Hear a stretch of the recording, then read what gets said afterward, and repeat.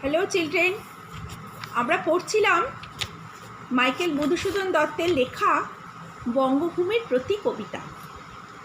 তা কবিতাটা তোমাদের নিশ্চয়ই পড়া হয়ে গেছে, কারণ কবিতাটা আমি তোমাদের বুঝিয়ে দিয়েছি। আজকে আমরা এই কবিতার প্রশ্ন উত্তর নিয়ে আলোচনা করব। তবে প্রশ্নের উত্তর নিয়ে আলোচনা করার আগে আমরা আর একবার কবিতাটির মূল ভাব সম্পর্কে জেনে নিই বা আরেকবার পড়ে নিই। মাইকেল মধুসূদন দত্ত লেখা বঙ্গভূমির প্রতি এই কবিতাটি মধ্যে কিন্তু দেশের প্রতি কবির যে শ্রদ্ধা এবং দেশ জননীর প্রতি কবির যে গভীর ভালোবাসা, তার সঙ্গে দেশের মানুষের প্রতি কবির যে আকাঙ্ক্ষা তারা যাতে তাকে না ভোলে, সেটাই কিন্তু বিদ্যমান হয়েছে। তাহলে চলো কবিতার যে মূল ভাব সেটি আমরা আরেকবার জেনে নিই বা আরেকবার পড়ে নিই। কবি বিদেশ যাত্রার প্রাক্কালে বঙ্গজননীর কাছে প্রার্থনা করেছিলেন যে তিনি যেন কবিকে বিস্মৃত না হন। তার জীবনে যদি কোনো দোষ ত্রুটি ঘটে থাকে, তাহলেও বঙ্গমাতা যেন তার স্নেহ থেকে কবিকে বঞ্চিত না করেন। জন্মভূমি যদি তাকে স্মরণে রাখেন, তবে তিনি মৃত্যুকে ভয় পান না। দেশ জননী যদি তার দোষ ত্রুটি ভুলে গিয়ে শুধু শুধু গুণের বিচার করেন, তাহলে তিনি অমর হয়ে থাকবেন। কবির ইচ্ছে মানস সরোবরে যেমন সব ঋতুতেই মধুময় পদ্ম বিকশিত হয়, ঠিক তেমনি তিনিও যেন দেশমাতা ও দেশবাসীর হৃদয় সরোবরে স্মৃতিসলিলে চিরকাল প্রস্ফুটিত হয়ে থাকতে পারেন। এই ছিল এই কবিতার মূল ভাব। তাহলে আমরা আজকে কবিতাটা তোমাদের পড়া হয়ে গেছে, মূল ভাব এখন জানলে। আজকে আমরা প্রথমে একটু শব্দার্থ জেনে নিই। যেহেতু এটি কবিতা, সুতরাং কাব্যিক ছন্দ কিন্তু একটু অন্যরকম, যার সাথে গদ্যের খুব একটা কিছু মিল পাওয়া যায় না। কাব্যিক ছন্দ অনুযায়ী, যেমন ধরো সাধিতে, এই যে কথাটা সাধিতে মানে সাধন করতে, হ্যাঁ, বা সাধ ছিল। এই যে মিনতি করি পদে রেখমা দাসের মনে, মিনতি করি পদে সাধিতে মনের স্বাদ। সাধিতে কথাটা কিন্তু কাব্যিক অর্থাৎ ছান্দিক কথা, কবিতার মধ্যেই কিন্তু ব্যবহৃত হয়। এটি কিন্তু তোমরা কোনো রকম গল্পে সেভাবে পাবে না। ঠিক সেই রকমই কিছু কিছু কথা আছে বা যেরকম ওয়ার্ড মিনিং আছে, সেটা আমরা আজকে জেনে নেব। যেমন দাসেরে, দাসেরে কথাটার অর্থ হচ্ছে দাসকে বা ভৃত্যকে। মনে, মনে মানে অন্তরে। মিনতি অর্থাৎ প্রার্থনা। রয়েছে প্রবাসে দৈবের বসে জীবতারা যদি খসে। প্রবাসে মানে বিদেশে। আর তার আগের লাইন রয়েছে সাথীতে মনের স্বাদ ঘটে যদি পরমাদ। পরমাদ মানে প্রমাদ বা কোনো যদি বিঘ্ন ঘটে। মধুহীন করোনা গো তব মন কোকনদে। মন কোকনদ মানে হৃদয় রূপ যে পদ্ম, তাকে বলে মন কোকনদ। এখানে মধুহীন কথাটা কিন্তু দ্বৈত অর্থে ব্যবহৃত। এক, মধুহীন মানে ফুলকে মধুহীন করো না, অর্থাৎ মধুহীন করলে তো ফুলের কোনো ভ্যালুসই থাকে না, সেই কারণে ফুলকে মধুহীন করো না। আর মধুহীন মানে মধুসূদন, সেই থেকে মধুহীন অর্থাৎ মধুসূদনকে ভুলে যেও না। সেখানেই এইভাবেই কবি কিন্তু এটাকে বর্ণনা করেছেন। প্রবাসে কথাটার অর্থ হচ্ছে বিদেশে, বিদেশে অবস্থানকালে, প্রবাসে বিদেশে অবস্থানকালে। জীবতারা, জীবতারা মানে জীবন, জীবনরূপ তারা বা জীবন। নীর মানে জল, দন্তের নয় দীর্ঘী বয়শূন্য র, নীর অর্থাৎ জল। ডরি ভয় পাই। মক্ষিকা, মক্ষিকা বাংলায় বলে মানে সহজ বাংলায় বলে মৌমাছি। নরকুলে মানে মানব জাতিকে বোঝাতে চেয়েছে। জন্মদে অর্থাৎ জন্মদাত্রী। সুবরদে উত্তম বরদাত্রী। তামরস মানে পদ্ম। তাহলে আমরা এই কবিতার যে শব্দার্থগুলো রয়েছে সেগুলো কিন্তু একটু জানলাম। শব্দার্থগুলো অনেক সময় যেহেতু মাইকেল মধুসূদন দত্তের লেখা এবং মাইকেল মধুসূদন দত্তের যে লেখনী শৈলী, যাকে আমরা লেখার স্টাইল বলি, সেটা একটু অন্যরকম ছিল এবং এটা যেহেতু অষ্টাদশ শতকের লেখা, সুতরাং সমস্ত ভাষাগুলো তোমাদের কাছে সাবলীল নাও লাগতে পারে। সেই কারণে আমি আলাদা আলাদা করে শব্দার্থগুলো বলে দিলাম। এইবার আমরা ব্যাক কোয়েশ্চেনে চলে যাব। ব্যাক কোয়েশ্চেনে প্রথমেই দেখো যেটা রয়েছে, সঠিক উত্তরের পাশে টিক চিহ্ন দাও। সঠিক উত্তরের পাশে টিক চিহ্ন দাও। এখানে ড্যাশ দৈবের বসে জীবতারা যদি খসে, তার মানে এই বইতে যে এটা রয়েছে সেটা ঠিক নেই, অর্থাৎ সঠিক উত্তরের পাশে ঠিক চিহ্ন দাও এটা হবে না। না হয়ে প্রথমটা, যাদের কাছে বই আছে তারা ক নম্বর ক যেটা সেখানটায় লিখে দাও, শূন্যস্থান পূরণ করো। ড্যাশ দৈবের বসে জীব তারা যদি ড্যাশ, তাহলে কি হবে উত্তরটা? প্রবাসে দৈবের বসে জীব তারা যদি খসে, এ দেহ ড্যাশ হতে আকাশ হতে, নাহি ড্যাশ তাহে নাহি ক্ষেত তাহে। 2 নম্বর, সেই ধন্য ড্যাশ সেই ধন্য নরকুলে, লোকে যারে নাহি ভুলে, মনের ড্যাশ মন্দিরে সদা সেবে, আবার ড্যাশ আছে সর্বজন। 3 নম্বর, ফুটি যেন স্মৃতি জলে, মানসে মা যথা ফলে, মধুময় ড্যাশ মধুময় তামরস, কি বসন্ত কি শারদে। তাহলে এটা কিন্তু এই ধরনের ফিল ইন দি ব্ল্যাঙ্কস জানার জন্য বা পারার জন্য কবিতাটা কিন্তু বারবার রিডিং করতে হবে। তোমাদের আলাদা করে কবিতা মুখস্থ লিখতে দেওয়া হবে না, কিন্তু কবিতাটা বারবার করে রিডিং না পড়লে কিন্তু তোমরা লিখতে পারবে না।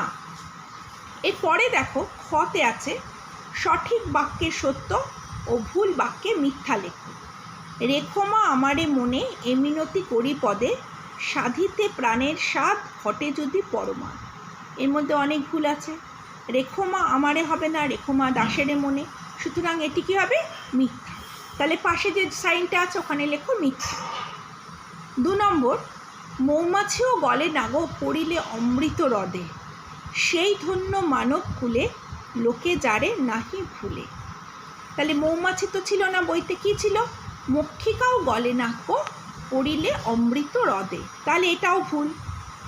3 নম্বর, তবে তুমি দয়া করো ভুল দোষ গুণ ধরো, অমর করিয়া বর দেহ আমারে সুবরদে, অমর করিয়া বর দেহ দাসে সুবরদে। সুতরাং এটাও কিন্তু ভুল। এখানে রয়েছে অমর করিয়া বর দেহ আমারে সুবরদে, এখানে কিন্তু আমারে হবে না, এখানে হবে দেহ দাসে সুবরদে। এরপর আমরা কবিতার অতি সংক্ষিপ্ত প্রশ্নতে চলে আসি। প্রথম প্রশ্ন, আলোচ্য কবিতায় কবির নাম লেখো। তাহলে কবিতাটি আলোচ্য কবিতায় কবি হলেন মাইকেল মধুসূদন দত্ত। কবির লেখা একটা বিখ্যাত মহাকাব্যের নাম লেখো। কবির লেখা একটি বিখ্যাত মহাকাব্য হলো মেঘনাদ বধ কাব্য। কবিতাটি কাকে উদ্দেশ্য করে লেখা হয়েছে? এই কবিতাটি বা আলোচ্য কবিতাটি বঙ্গজননীকে উদ্দেশ্য করে লেখা হয়েছে। 4 নম্বর প্রশ্ন, কবি কাকে মা বলে সম্বোধন করেছেন? কবি বঙ্গজননী বা দেশমাতৃকাকে মা বলে সম্বোধন করেছেন। 5 নম্বর, পরমাদ শব্দের অর্থ কী? পরমাদ শব্দের অর্থ হলো প্রমাদ বা বিঘ্ন। কথাটা কিন্তু প্রমাদ, আমি তোমাদের আগেও বললাম, যেহেতু এটা কবিতা সেজন্য কাব্যিক ছন্দে অনেক সময় এভাবে হয়, প্রমাদকে পরমাদ, তারপরে ধরো প্রথম যে লাইনটা সাধিতে, সাধন থেকে সাধিতে, এগুলো সব কাব্যিক ছন্দে লেখা বলে পরমাদকে প্রমাদ এভাবে লেখা হয়েছে। এরপর যেটা আছে সংক্ষিপ্ত প্রশ্নাবলী এবং বোধ পরীক্ষণ, অর্থাৎ রচনাধর্মী প্রশ্নাবলী। তার মধ্যে এই সংক্ষিপ্ত প্রশ্নাবলী যেগুলো রয়েছে সেগুলো প্রত্যেকটারই প্রশ্ন মান হচ্ছে 2। আমি তোমাদের দুটো সংক্ষিপ্ত প্রশ্নাবলী আলোচনা করে দিই এবং তারপর একটি রচনাধর্মী প্রশ্ন আলোচনা করে দেবো, এবং তার এছাড়াও আমি তোমাদের 2-1টি সংক্ষিপ্ত প্রশ্ন এবং 2টি রচনাধর্মী প্রশ্নের উত্তর লিখে পাঠিয়ে দেবো। তাহলে তোমাদের কাছে এই চ্যাপ্টারটা শেষ হয়ে যাবে। তাহলে দেখো, কবি প্রথম প্রশ্নটা হচ্ছে 2-3টে বাক্যে উত্তর দাও, সংক্ষিপ্ত প্রশ্নাবলী। মায়ের কাছে কবি কি মিনতি করেছেন? তাহলে এই উত্তরটা যখন আমরা লিখব তখন কিন্তু কবির নাম এবং কবিতাটা অতি অবশ্যই উল্লেখ করতে হবে। একদম প্রথমেই লিখবে যে মাইকেল মধুসূদন দত্তের লেখা বঙ্গভূমি কবিতায় কবি মায়ের কাছে বা দেশমাতৃকার কাছে প্রার্থনা করেছেন যে দেশমাতৃকা যেন কবিকে ভুলে না যান।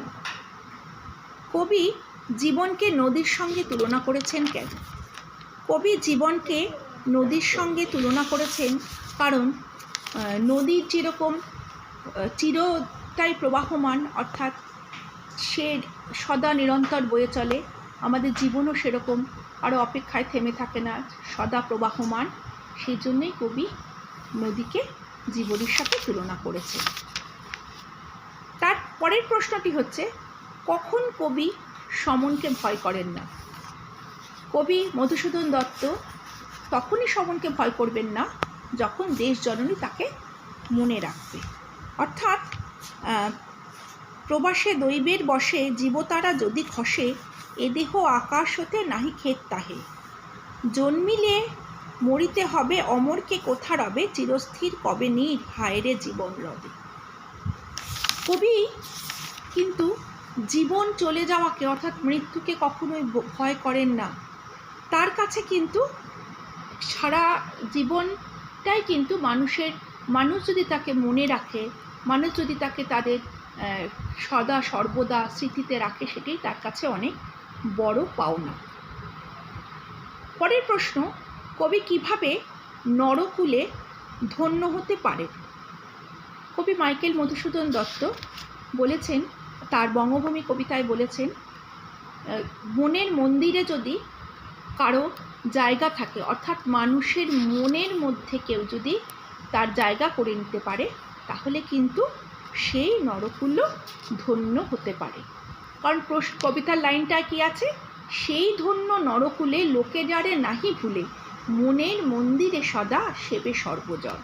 অর্থাৎ মানুষের মনের মন্দিরে যদি কেউ তার স্থায়ী আসন জায়গা করে রাখতে পারে, তবেই কিন্তু সে নরকুলে ধন্য হতে পারে।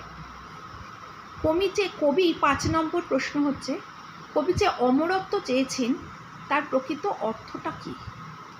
তাহলে কবি যে অমরত্ব চেয়েছেন, স্বাভাবিকভাবে আমরা কি দেখি, কবি কিন্তু বলেছেন জন্মিলে মরিতে হবে অমরকে কোথা কথা।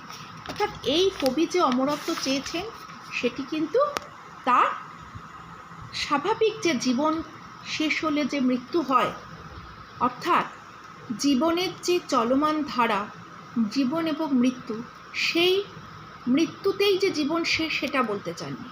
তোমরা যখন উত্তরটা লিখবে তখন এভাবেই লিখবে যে মাইকেল মধুসূদন দত্ত তার বঙ্গভূমির প্রতি কবিতায় মানুষের জীবনে বা মানুষের মনের মধ্যে স্থায়ীভাবে শ্রদ্ধার আসনে আসমান হওয়াকেই কবি অমরত্ব বলতে বোঝাতে চেয়েছেন। এরপর যেগুলো আছে তোমাদের রচনাধর্মী প্রশ্ন আমি কীভাবে লিখতে হবে না লিখতে হবে আমি তোমাদের লিখে পাঠিয়ে দেব। এবং এই পাঠ্যাংশের যে ব্যাকরণটা আছে না, তার মধ্যে প্রথমটা আছে বাক্য রচনা করো, তোমরা পারবে, পদ পরিবর্তন, প্রতিশব্দ, বিপরীত শব্দ, এবং একদম শেষে আছে কারক ও বিভক্তি নির্ণয় করো। কারক বিভক্তি যেহেতু তোমাদের সিলেবাসে নেই, সুতরাং কারক বিভক্তি পড়ার দরকার নেই।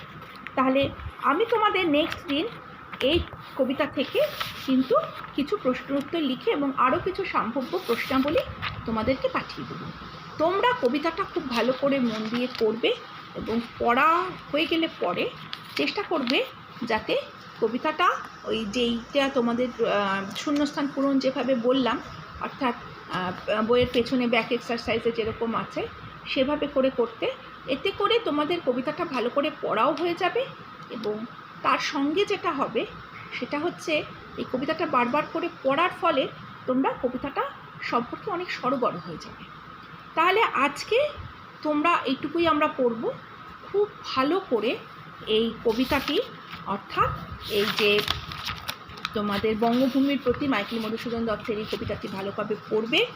আর আরেকটা প্রশ্ন যেটা তোমাদের ব্যাক এক্সারসাইজে রয়েছে, আমি বললামও, এই প্রশ্নটা কিন্তু খুব ইম্পর্টেন্ট, যে এই কবির লেখা একটি মহাকাব্যের নাম লেখো।